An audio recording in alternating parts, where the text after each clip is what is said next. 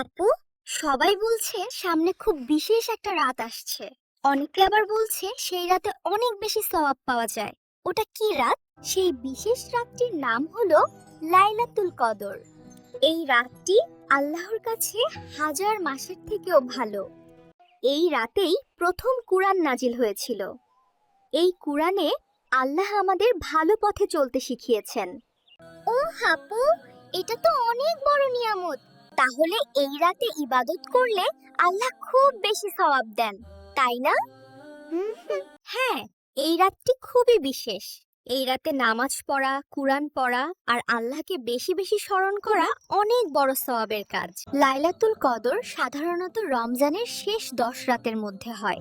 তাই এই রাতগুলোতে আমরা বেশি বেশি ইবাদত করার চেষ্টা করি। রমজানের 21, 23, 25, 27 আর 29 রাত, এই বিজোড় রাতগুলোতে আমরা লাইলাতুল কদর খুঁজে থাকি। তাহলে আমরা শেষ 10 রাতেই বেশি বেশি নামাজ পড়ব, কুরআন পড়ব আর আল্লাহর কাছে অনেক দোয়া করব। চলো আমরা নামাজ পড়ি।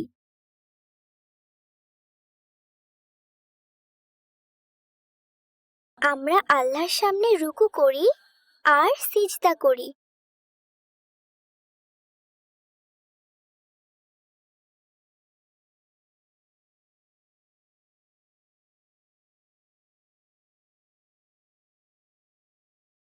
আসসালামু আলাইকুম ওয়া রাহমাতুল্লাহ।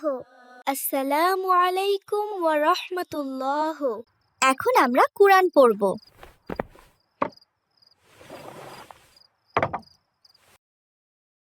ভিডিওটি ভালো লাগলে লাইক আর সাবস্ক্রাইব করতে ভুলবে না। আসসালামু আলাইকুম। আবার দেখা হবে পরের ভিডিওতে।